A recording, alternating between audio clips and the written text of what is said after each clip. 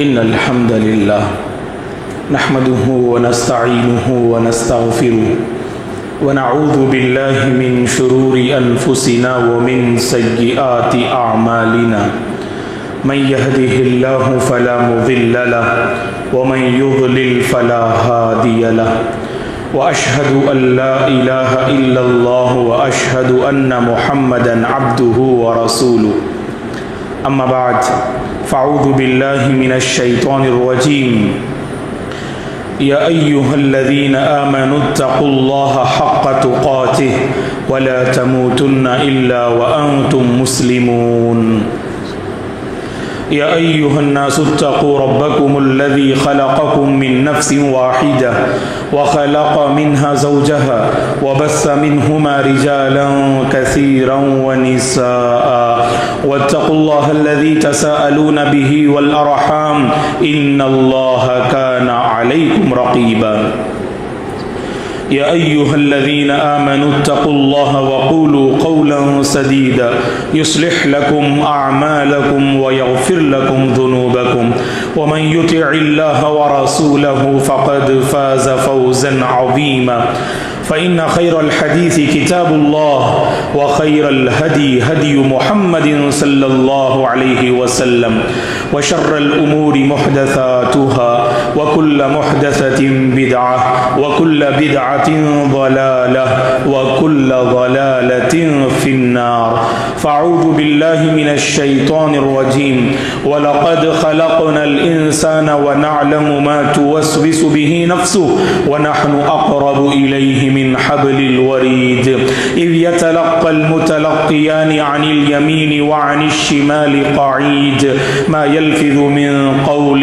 إلا لديه رقيب عتيد وجاءت سكرة الموت بالحق ذلك ما كنت منه تحيد ونفخ في الصور ذلك يوم الوعيد وجاءت كل نفس معها سائق وشهيد لقد كنت في غفلة من هذا فكشفنا عنك غطاءك فبصرك اليوم حديد وقال قرينه هذا ما لدي عتيد ألقيا في جهنم كل كفار عنيد مناع للخير معتد مريب الذي جعل مع الله إلها آخر فألقياه في العذاب الشديد قال قرينه ربنا ما أطغيته ولكن كان في ضلال بعيد قال لا تختصموا لدي وقد قدمت إليكم بالوعيد ما يبدل القول لدي وما أنا بظلام للعبيد ولا تهنوا ولا تحزنوا وأنتم الأعلون إن كنتم مؤمنين. ہر قسم کی تعریف بزرگی اور بڑائی اس اللہ وحدہ لا شریک کے لیے ہے جس نے اس ساری کائنات کو پیدا کیا. درود اور سلام ہو رحمت للعالمین خاتم النبیین محمد عربی صلی اللہ علیہ وسلم پر جنہوں نے اپنی امت کو حالات کا مقابلہ کرنا سکھایا. صحابہ کرام رضوان اللہ علیہم اجمعین، تابعین، تبع تابعین، تمام مؤمن مرد اور عورتوں پر اللہ کی رحمت اور اس کی سلامتی ہو آمین. محترم بزرگوں، نوجوانوں، عزیز بچوں اور قابل احترام میری ماں اور بہنوں، اللہ تبارک و تعالی کا کرم ہے کہ ماہ مقدس سے ہم فارغ ہوئے ماہ شوال میں ہم سانس لے رہے ہیں. عید الفطر کے بعد یہ پہلا جمعہ اور یہ پہلا خطبہ ہے. اللہ سے ہماری دعا ہے کہ پروردگار ہماری عبادتوں کو قبول فرمائے، ہماری تراویح کو قبول فرمائے، ہمارے روزوں کو قبول فرمائے، ہمارے صدقہ اور خیرات کو قبول فرمائے، ذکر و اذکار کو قبول فرمائے، تلاوت قرآن کو قبول فرمائے.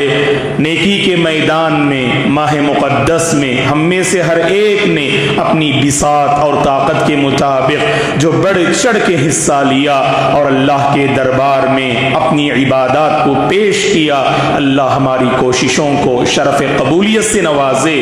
اللہ تعالیٰ آنے والی زندگی اس کی طاعت، اس کی مرضی اور اس کی بندگی پر گزارنے کی توفیق عطا فرمائے۔ دلوں کو جو کھنگالنے، سنوارنے اور نکھارنے کا جو سنہرا موقع رمضان میں جو مجھے اور آپ کو ملا، دلوں کی حفاظت کرنے کی اللہ توفیق عطا فرمائے۔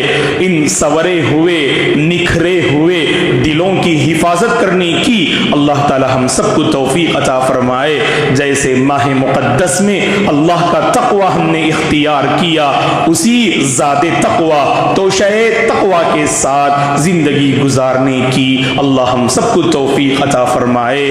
اور اس مہینے میں پیارے حبیب صلی اللہ علیہ وسلم نے جن 6 روزوں کی آپ نے رہنمائی فرمائی اور زمانہ بھر، سال بھر روزہ رکھنے کے برابر ان 6 روزوں کو قرار دیا، من صام رمضان ثم اتبعه ستا من شوال كان كصيام الدهر، تو صحیح مسلم کی حدیث ہے، جس نے رمضان کے روزے رکھا اس کے بعد ماہ شوال کے 6 روزوں کا اہتمام کیا، اس نے زمانہ بھر یا سال بھر گویا کہ اس نے روزوں کا اہتمام کیا، تو اس قدر اللہ تعالیٰ اس بندے کو اجر و ثواب عطا کرتے ہیں۔ لہذا اللہ کے بندو، اللہ کی بندیوں، اس ماہ شوال میں 6 روزوں کا اہتمام کرو۔ آپ چاہیں تو لگاتار رکھ سکتے ہیں یا وقفے سے رکھ سکتے ہیں، لیکن قضا روزوں کے ساتھ شوال کے 6 روزوں کو شامل نہیں کرنا چاہیے۔ آپ آنے والے رمضان سے پہلے اس ماہ مقدس میں جو روزے آپ سے چھوٹ گئے، آپ ان روزوں کی قضا کر لیجئے گا، لیکن شوال کے 6 روزوں کے ساتھ قضا کے روزوں کی نیت آپ کر نہیں سکتے۔ چاہیں تو آپ پہلے شوال کے 6 روزوں سے فارغ ہو جائیے اور اس کے بعد قضا کے روزوں کی شروعات کیجئے۔ اللہ تعالی ہماری نیکیوں کو قبول فرمائے اور آنے والی زندگی بھی پابندی کے ساتھ لگاتار اللہ کی مرضی پر اور اس کی بندگی پر اپنی زندگی کو قائم رکھنے کی پروردگار ہم سب کو توفیق عطا فرمائے، آمین یا رب۔ محترم حضرات و خواتین، ملک کے موجودہ حالات کو سامنے رکھتے ہوئے ہم نے مناسب سمجھا کہ آج کے اس خطبے میں موجودہ حالات کے تناظر میں ایک ایسا مسئلہ جو زیر غور ہے، جو زیر بحث ہے اور زیر تفکر اور فکر ہے، جس پر ہر مسلمان کو سنجیدگی سے غور کرنا چاہیے، وہ مسئلہ مختصر وقت میں آپ کی خدمت میں ہم پیش کرنے کی باذن اللہ کوشش کریں گے۔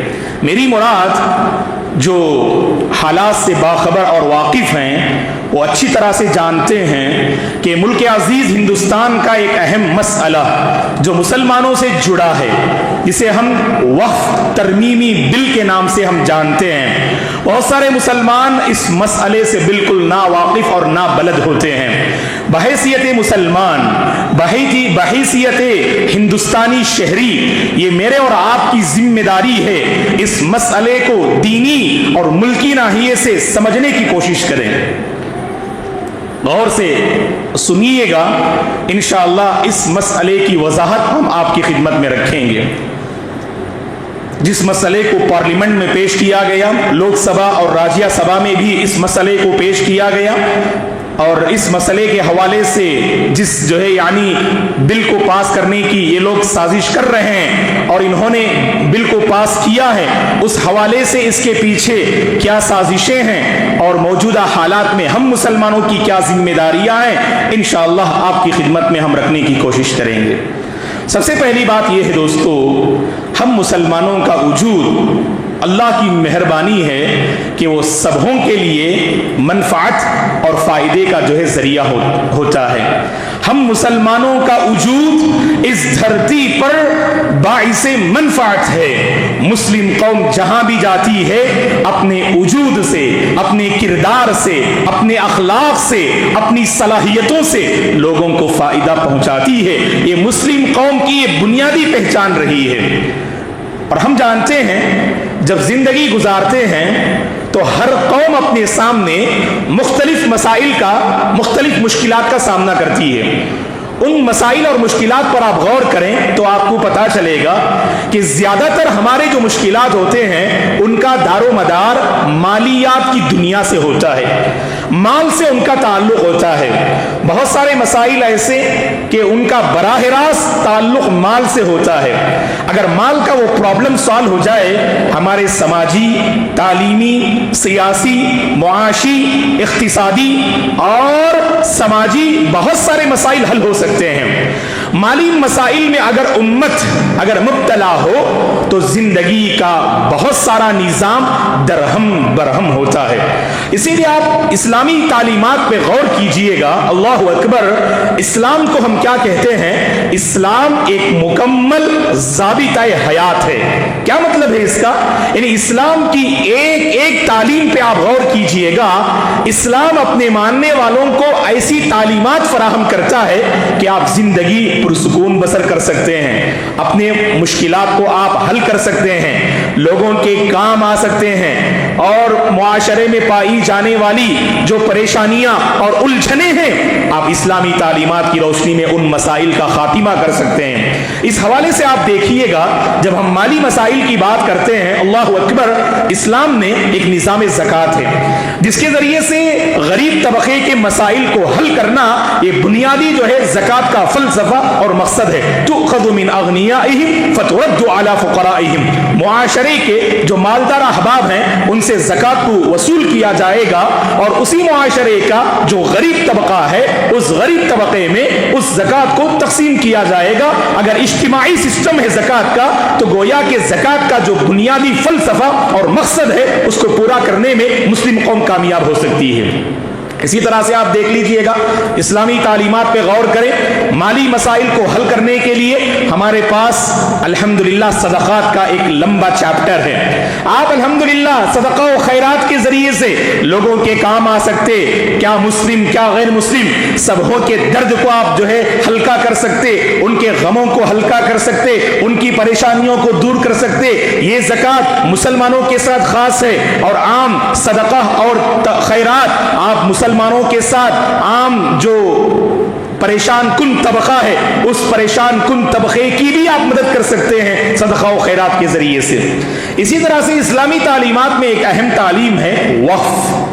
وقف کا مطلب کیا ہوتا ہے کہ آپ اپنی جائیداد کو اللہ کے نام پر آپ جو ہے وقف کر دیجئے گا، تاکہ ان سے مسلمانوں کے ان جائیداد سے مسلمانوں کے سماجی، تعلیمی، دینی، معاشی اور اقتصادی مسائل حل ہو سکیں، آنے والی امت ان جائیداد سے فائدہ اٹھا سکے اور اپنے مسائل کو حل کر سکے۔ اس لیے شریعت نے ایک دروازہ کھول رکھا ہے کہ آپ اللہ کے نام پر اپنی زمین کو، اپنی جائیداد کو، خواہ وہ منقولہ ہو یا غیر منقولہ، جائیداد کی دو تقسیم، جائیداد کی دو قسمیں ہیں، ان کے دو ٹائپس ہیں۔ بعض جائیداد ایسی ہوتی ہیں آپ ایک جگہ سے دوسری جگہ منتقل کر سکتے ہیں، ایسی جائیداد کو کہتے ہیں منقولہ جائیداد، جنہیں آپ ایک مقام سے دوسرے مقام لے جا سکتے ہیں۔ اور جائیداد کی دوسری قسم ہے، دوسرا ٹائپ ہے غیر منقولہ، جنہیں آپ منتقل نہیں کر سکتے۔ جیسے زمین ہے، جیسے کوئی عمارت ہے جسے آپ نے اللہ کے نام پہ وقف کر دی، اس عمارت کو ایک مقام سے دوسرے مقام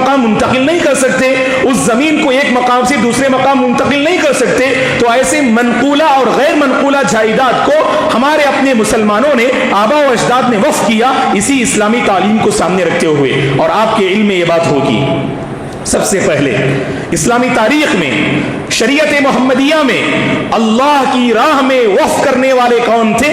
حضرت عثمان بن عفان رضی اللہ عنہ۔ وہ مشہور واقعہ آپ کے ذہن میں ہوگا، اول واقف فی التاریخ الاسلامی فی الشریعۃ المحمدیہ ہوا عثمان بن عفان رضی اللہ عنہ۔ اسلامی تاریخ میں سب سے پہلے وقف کرنے والے اور وقف کی تاریخ اور ہسٹری کو شروع کرنے والے عثمان بن عفان رضی اللہ عنہ۔ جب مسلمان مدینے میں پانی کے مسئلے میں کافی پریشان تھے، جو پانی پینے کا جو معاملہ تھا وہ ایک یہودی کے کنواں سے ایک بڑی قیمت دے کر لوگ جو ہے خریدا کرتے تھے۔ مدینے میں پانی کی تنگی تھی، پانی کا بڑا مسئلہ تھا، تو لہٰذا جو مدینے میں ایک کنواں تھا جس سے میٹھا پانی آیا کرتا تھا، جس پر یہودی کا قبضہ تھا، تو وہ یہودی مسلمانوں کو بڑی قیمت پر پانی دیا کرتا تھا۔ تو پہلے جو کچھ معاملات ہوئے اس یہودی اور عثمان بن عفان رضی اللہ عنہ کے درمیان، دونوں دونوں کا آپس میں اس میں جو ہے یعنی مشارکہ تھا. اس کے بعد مسلمانوں کے نام پر ایک بڑی قیمت دے کر عثمان بن عفان رضی اللہ عنہ نے اس کنویں کو خریدا اور مسلمانوں کے نام پر وقف کر دیا. آج بھی وہ کنواں بیر عثمان کے نام سے سرزمین مدینہ میں موجود ہے. مدینے کی زیارت کرنے والے اس مقام پہ پہنچتے ہیں. گرچہ کنویں پر ہماری نظر نہیں پڑتی ہے, اس کو باؤنڈری کے ذریعے سے چند سال پہلے اس کو جو ہے گھیر دیا گیا, لیکن وہ مقام آج بھی موجود ہے, وہ کنواں آج بھی موجود ہے جس کنویں کو سب سے پہلے عثمان بن عفان رضی اللہ عنہ نے یہودی سے خریدا تھا اور اللہ کے نام پر اسے مسلمانوں کے لیے وقف کر دیا تھا تاکہ مسلمان اپنے مشکل مسئلے کو اس وقف شدہ کنویں کے ذریعے سے حل کر سکیں. اس کے بعد ہم دیکھتے ہیں, اسلامی تاریخ کو پڑھتے ہیں, الحمدللہ مسلمانوں نے جن کو اللہ نے خوب نوازا, انہوں نے بہت ساری زمینیں اور جائیداد جو منقولہ یا غیر منقولہ ہوں مسلمانوں کے نام پر اللہ کے لیے وقف کی تھیں. اس کی ایک طویل تاریخ ہے. اسی لیے آپ دیکھ لیجئے گا سبحان اللہ, سرزمین ہندوستان کی اگر ہم بات کریں تو اس معاملے میں حیدرآباد میں جو نظاموں کی جو سلطنت اور حکومت تھی تو بہت سارے اس جو ہے نظامی سلطنت میں آنے والے بادشاہوں اور حکمرانوں نے مسلمانوں کے نام پر کئی جو ہے زمینیں انہوں نے وقف کی تھی. اسی طرح سے مغل تاریخ بھی آپ پڑھیے گا, جو ہسٹری جانتے ہیں تو مغل بادشاہوں نے بھی یعنی بہت سارے نیک مقاصد کے تحت مسلمانوں کے نام پر انہوں نے زمینیں وقف کی تھی. اسی لیے آپ وقف جو ہے کی تاریخ کو پڑھیں گے تو 2022 پر 2 کی رپورٹ کے مطابق, دسمبر 2020 پر 2 کی رپورٹ کے مطابق جو غیر منقولہ جائیداد, جن جائیداد کو آپ ایک مقام سے دوسرے مقام منتقل نہیں کر سکتے, تو اس کا جو ہے جائزہ لیا گیا تو تقریباً 8.72 لاکھ جو ہے یعنی سبحان اللہ یعنی زمینیں اور غیر منقولہ جائیداد وقف بورڈ کے تحت رجسٹر ہوئی ہے اور ان کا اندراج کیا گیا ہے. یہ 2022 کی رپورٹ ہے اور مختلف رپورٹس کے مطابق حیران کن جو ہے جو خبر ہے, جو ایسی خبر جو حیران کرنے والی خبر ہے, آپ کو اندازہ ہونا چاہیے کہ سرزمین ہندوستان میں جو وقف شدہ زمینیں ہیں آپ کو معلوم ہونا چاہیے کہ ان زمینوں کا اندازہ کتنا ہے. تو مختلف رپورٹس کے مطابق کہ ہندوستان میں جو زمینیں وقف ہیں مسلمانوں کے نام پر وہ تقریباً 9.4 لاکھ سے 4 لاکھ ایکڑ سے زیادہ زمینیں وقف ہیں. 9.4 لاکھ ایکڑ سے زیادہ زمینیں جو غیر منقولہ جائیداد ہیں وہ مسلمانوں کے نام پر وقف ہیں دوستو. اور آپ کو معلوم ہونا چاہیے کہ باقاعدہ 1990 پر 5 میں 1990 پر 5 میں ان وقف شدہ زمینوں کے تحت ہندوستان میں ایک قانون, ایک ایکٹ بنایا گیا.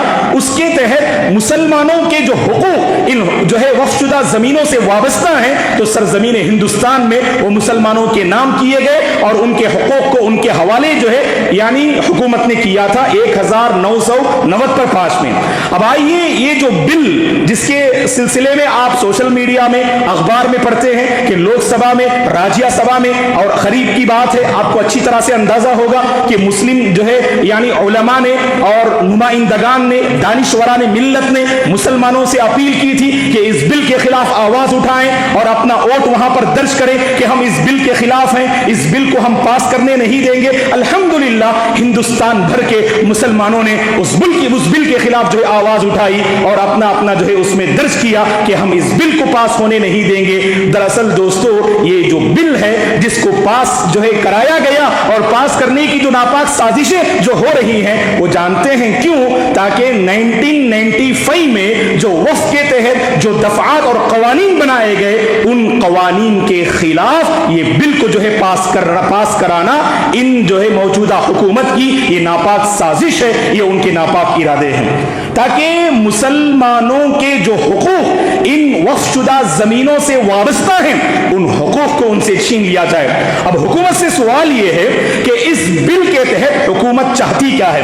کیا مسلمانوں کے ساتھ مسلمانوں کے جذبات اور فیلنگ کے ساتھ کھلواڑ کرنا مقصود ہے, یا ہندوستان میں یہاں پر مائنورٹی بہت سارے ہیں, صرف مسلمان نہیں ہیں, آپ کو معلوم ہونا چاہیے, کیا صرف مائنورٹی میں رہنے والے مسلمانوں کو تنگ کرنا اور ذہنی طور پر ان کے جذبات کو کچلنا مقصود ہے, یا مسلمانوں کے حقوق کو ان سے چھین لینا مقصود ہے، یا مسلمان جو مستقبل میں اگر ان وقف کا صحیح استعمال کرے تو اپنے بہت سارے سماجی، تعلیمی، دینی، معاشی مسائل کو حل کر سکتے ہیں، تو کیا ان مسائل کو حل کرنا جو مسلمانوں کے بس میں ہے اس پر روک لگانا کیا حکومت کا مقصود ہے؟ یہ ایسے سوالات ہیں دوستو، اللہ رحم فرمائے کہ اس بل کے پیچھے ان کے یہ ناپاک مقاصد ہیں۔ اللہ تعالیٰ سے ہماری دعا ہے اللہ تعالیٰ ان کی ناپاک سازشوں کو مٹی میں ملا دے، ان کی ناپاک سازشوں اور کوششوں کو اللہ تعالیٰ مٹی میں ملا دے۔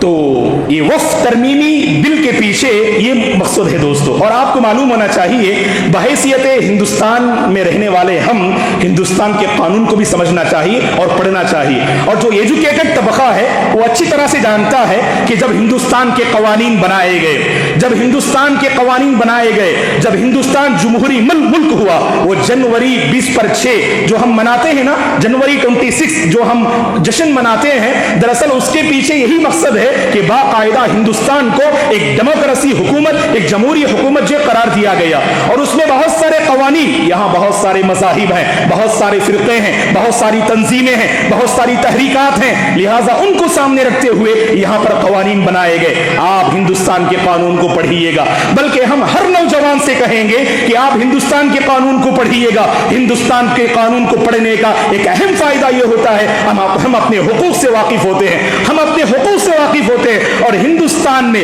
کیسے کام کرنا ہے، اللہ کے دین کو اللہ کے بندوں تک کیسے پہنچانا ہے، اور ہندوستان میں رہنا اللہ کی کتنی بڑی نعمت ہے۔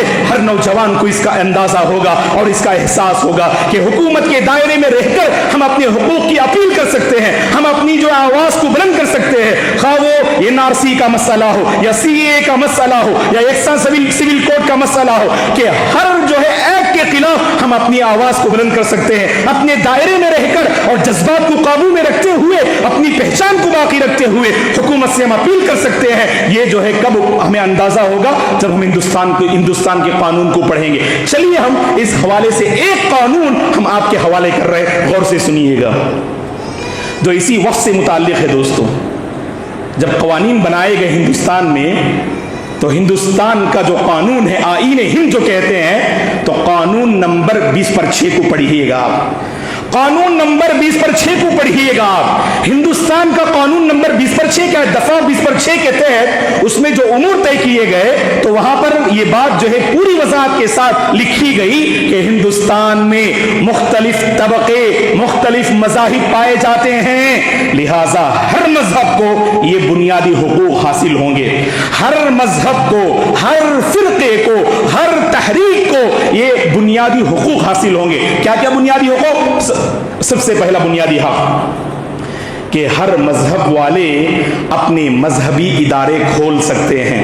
اور سے سنیے گا آپ، ہر مذہب والے اپنے مذہبی ادارے کھول سکتے ہیں، اور ان مذہبی اداروں کو چلانے میں وہ مذہب والے مکمل خود مختار ہوں گے، کسی پر ان کی زبردستی نہیں ہوگی، کسی پر ان کی حکمرانی نہیں ہوگی، وہ مذہب والے ان اداروں کو اپنے قوانین اور اپنے نظام کے تحت چلا سکتے ہیں۔ یہ باقاعدہ اس قانون میں لکھا گیا ہے، اور اسی طرح سے اسی قانون میں، قانون نمبر 20/6 میں یہ بات بھی ہے کہ ہندوستان میں ہر مذہب کو پوری جو ہے آزادی ہے کہ وہ منقولہ اور غیر منقولہ جائیداد کو حاصل کر سکتے ہیں، زمین کو حاصل کر سکتے ہیں اور اپنے نام وہ کر سکتے ہیں، اور اسی طرح سے ان زمینوں کو، ان جائیداد کو اپنے فائدے کے مطابق استعمال کر سکتے ہیں، اور اس پر کسی کا قبضہ ہو نہیں سکتا اور کسی پر زبردستی اس میں ہو نہیں سکتی۔ پوری وضاحت کے ساتھ اس قانون کو جو ہے پاس کیا گیا۔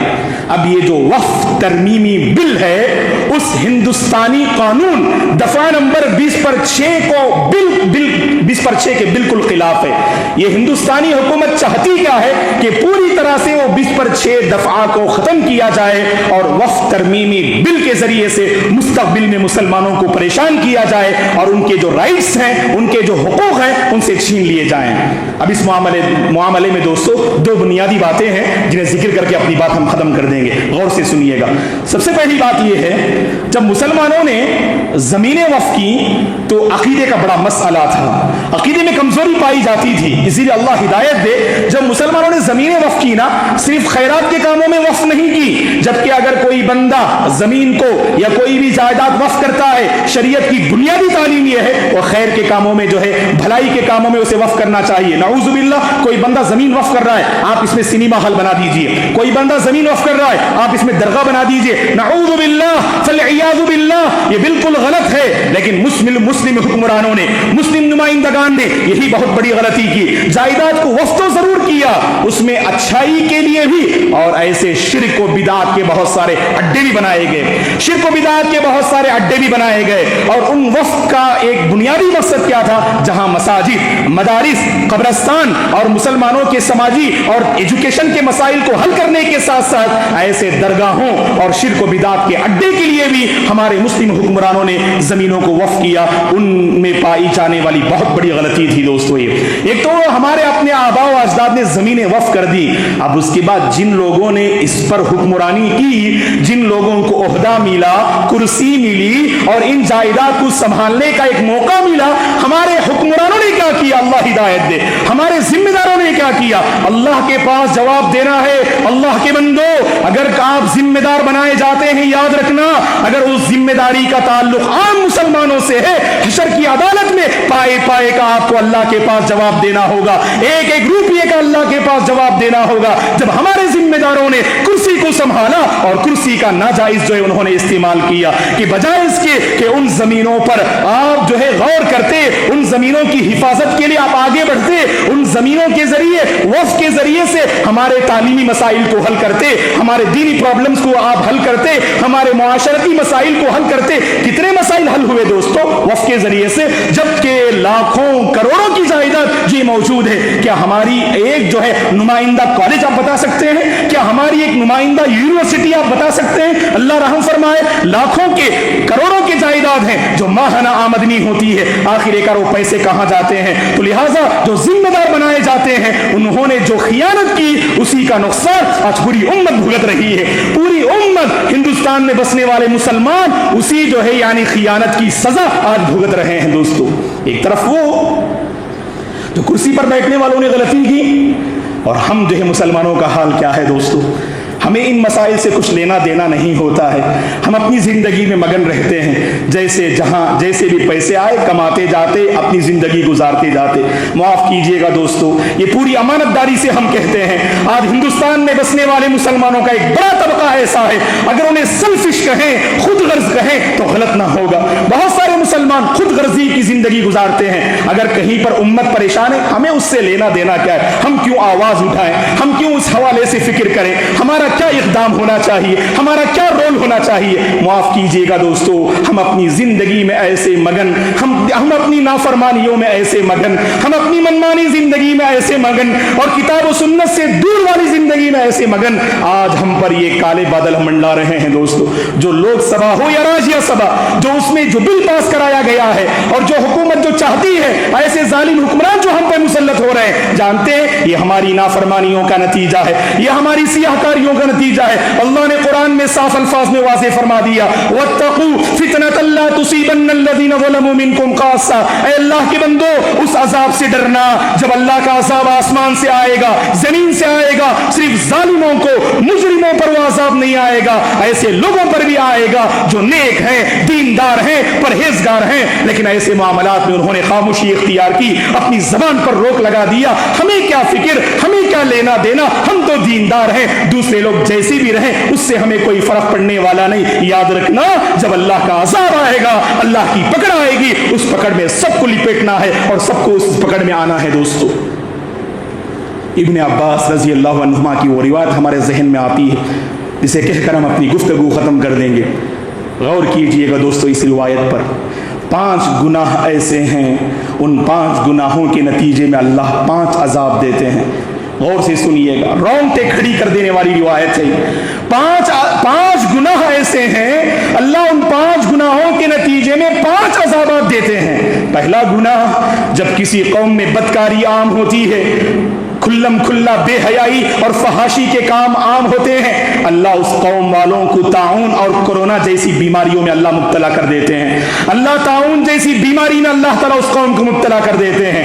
اور اسی طرح سے جب کوئی قوم ناپ تول میں کمی کرتی ہے، اللہ تعالیٰ مالی مشکلات میں مبتلا کر دیتے ہیں، قحط سالی میں مبتلا کر دیتے ہیں، ظالم حکمران کو ان پہ مسلط کر دیتے ہیں۔ اگر ڈنڈی مارتے ہیں تجارت میں، کاروبار میں اگر دھوکہ دیتے ہیں، اگر مال حرام کو اختیار کرتے ہیں، ایسے اللہ کے بندوں کو اللہ سے ڈرنا چاہیے۔ آج بتائیے گا پیرنمبٹ کا حال کیا ہے؟ اللہ ہدایت دے ہمارے نوجوانوں کو۔ کتنے نوجوان جو بلڈنگ جیسے غلط راستے میں مبتلا ہے، آئے دن خبر ملتی ہے کہ کسی گلی میں 2 نوجوانوں کو پکڑا گیا، 3 نوجوانوں کو پکڑا گیا۔ ارے اللہ کے بندو، اللہ کا تقوی اختیار کرو۔ حرام کا ایک لقمہ بھی ہمارے حلق کے نیچے اترنا نہیں چاہیے۔ ہماری دعائیں بے اثر، ہماری عبادتیں بے اثر، اللہ ہم سے ناراض ہوگا اور اللہ تعالی ہم پر سے ایسے ظالم حکمران کو مسلط فرمائیں گے۔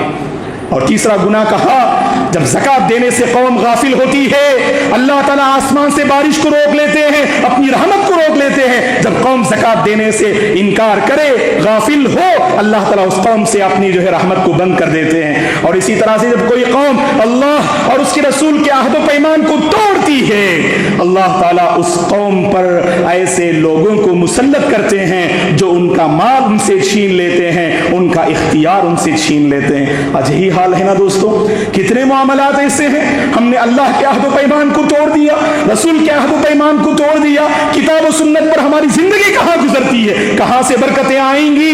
کہاں سے اللہ کا جو ہے سبحان اللہ یعنی تعاون اور اللہ کی مدد نصیب ہوگی اس قوم کو؟ اس قوم کو اللہ کی مدد نصیب ہوتی ہے، بلکہ جنگ بدر میں اللہ نے فرشتوں کو نازل کیا، مسلمانوں کا ایمان اتنا مضبوط تھا، کتاب و سنت پہ وہ مسلمان قربان تھے، اللہ نے آسمان سے فرشتوں کو نازل کیا۔ اگر آج بھی مسلم قوم کا یہ حال ہو، کوئی بعید بات نہیں، اس جو ہے سبحان اللہ ان مصیبتوں کو دور کرنے کے لیے اللہ سے آسمانی مدد نازل ہوگی انشاءاللہ، غیبی مدد انشاءاللہ نازل ہوگی دوستو۔ اور پانچواں اور آخری گناہ یہ ہے کہ جب کوئی قوم اللہ کے قانون کے خلاف، اپنا قانون، رسول کے قانون کے خلاف جب اپنا قانون نافذ کرتی ہے، اللہ ان کے دلوں میں پھوٹ اور اختلاف ڈال دیتے ہیں۔ آج ہمارا سب سے بڑا مسئلہ کیا ہے دوستو؟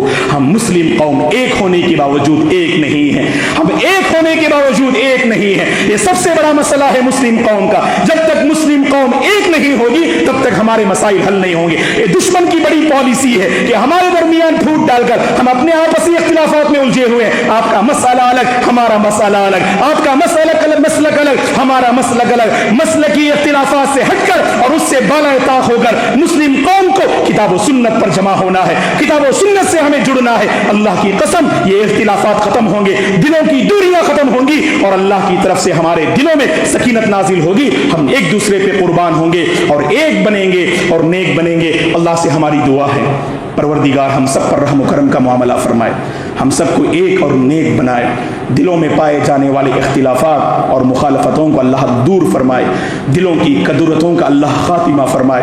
ماہ رمضان میں جو ہمارے دلوں کی تربیت ہوئی، اس تربیت کی حفاظت کرنے کی اللہ توفیق عطا فرمائے۔ وقف ترمیمی بل کے ذریعے سے موجودہ حکومت جو چاہتی ہے کہ مسلم قوم کو پریشان کرے، اللہ تعالیٰ ان کی اس ناپاک سازش کو مٹی میں ملا دے۔ اللہ ہمارے حق میں امن کے فیصلے فرمائے، ایسے نمائندگان اللہ ہمیں عطا فرمائے، ایسے ذمہ دار ہمیں عطا فرمائے جو کرسی کو سنبھالنے والے، جو کرسی کا حق ادا کرنے والے، جو مسلم قوم کا بھلا چاہنے والے، ایسے ذمہ دار اللہ تعالیٰ پیدا فرمائے اور ایسے ذمہ دار اللہ ہم امت کے حوالے کرے، ہم مسلمانوں کے حوالے کرے۔ جو بھی خیانت کرتے ہیں اللہ تعالیٰ انہیں ہدایت دے، جو بھی غلط راستے سے کماتے ہیں اللہ انہیں ہدایت دے۔ اللہ ہم سب کو حلال روزی نصیب فرمائے، امن والی زندگی نصیب فرمائے، سکون والی زندگی نصیب فرمائے۔ اللہ تعالی ہم سب کو ایمان پہ باقی رکھے، کتاب و سنت پہ باقی رکھے اور کتاب و سنت پر اللہ ہم سب کو خاتمہ نصیب فرمائے۔ اللہ ہمارے روزوں کو، عبادات کو، تلاوت کو، ذکر و اذکار کو، صدقہ و خیرات کو قبول فرمائے، آنے والی زندگی بھی اس کی مرضی پر گزارنے کی اللہ توفیق عطا فرمائے۔ آمین۔ اقول قولی ھذا واستغفر اللہ لی ولکم ولسائر المسلمین من کل ذنب فاستغفروہ انہ هو الغفور الرحیم۔